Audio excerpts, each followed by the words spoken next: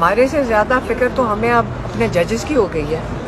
اب ان کی بہت پریشانی ہے ہمیں کہ دیکھیں جج آرڈر دیتا ہے, پولیس احکام ان کے جو احکام ہیں اس کو پورا کرتی ہے, ان کے جو حکم ہیں ان کا کام ہے پولیس کا امپلیمنٹ کرنا.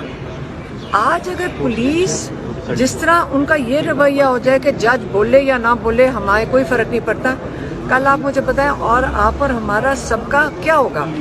کل آپ کو جب جج آرڈر کرے گا کہ اس بندے کو جیل میں ڈالو تو جو لوگ کہیں گے کہ ہم اس کو نہیں ڈالتے, جج کون ہوتا ہے؟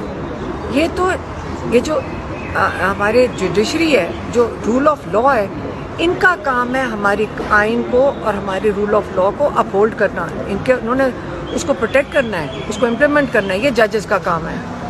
اگر یہ ججز نہیں کریں گے, مجھے تو ہم سارے پاکستانیوں کی فکر ہوگی, یہاں تو سڑکوں کے اوپر اینارکی ہو جائے گی. یہ بڑا سیریس, یہ بہت ہی سیریس معاملہ ہے. آپ اس کو بڑا سیریسلی لیں. یہ صرف ہمارے ساتھ نہیں ہو رہا, ہم تو صرف آپ کے لیے ایک نمونہ ہیں کہ اگر آپ کو ہم ایک بلڈنگ میں کل بیٹھے ہوئے تھے, ہم سڑک پہ نہیں بیٹھے کہ جی انہوں نے کہا دفعہ 144 لگی, ایک بلڈنگ خالی انڈر کنسٹرکشن تھی, ہم اس کے اندر بیٹھ گئے. پولیس ایک پرائیویٹ بلڈنگ کے اندر داخل ہوئی ہے اور ہمیں انہوں نے کہا آپ یہاں سے نکلیں گے, اور ہمیں ایک وین میں بھر کر راستے میں کھانا کھلایا اور بیابان میں سڑک پہ چھوڑائی. آپ سوچیں کہ پولیس کتنی جرت میں ہے کہ آپ کے 2 آئینی عہدے, opposition leader Punjab assembly, opposition leader national assembly, کروڑوں لوگوں کے نمائندے ہیں یہ, اور آپ نے ان کو اٹھا کے پھینک دیا. آپ کیا بتانے کی کوشش کر رہے ہیں کہ ایک تنخواہ شدہ کرنل, ایک تنخواہ دار کرنل جو جب آتا ہے نا, وہ عہد کر کے آتا ہے پاکستان کے آئین کی تحفظ کرے گا اور پاکستان کے بارڈرز کی حفاظت کرے گا. وہ کیا کر رہا ہے کرنل صاحب؟ ہزاروں لوگوں, کروڑوں لوگوں کے نمائندوں کو سڑک پہ پھینک دیتا ہے. تو یہ تو پھر مافیا ہو گئی. یہ کوئی فوج تو نہ, یہ ہماری تحفظ والے تو لوگ نہیں ہیں. اور جج بے بس ہیں. تو آج ہم جج کی سپورٹ نہیں کریں گے, جج کو جا کے نہیں کہیں گے کہ آپ دیکھیں ڈر کے نہ بیٹھیں, ہم اندر آئے, جج صاحب پیچھے سے نکل کر چلے گئے. آپ اتنی ہمارے سے بات ہی کر لیتے, ہماری بات سن لیتے. تو سیکرٹری جو ان کے ہیں انہوں نے آ کے سنی ہے, تو ہم تو یہاں روز کھڑے ہوں گے.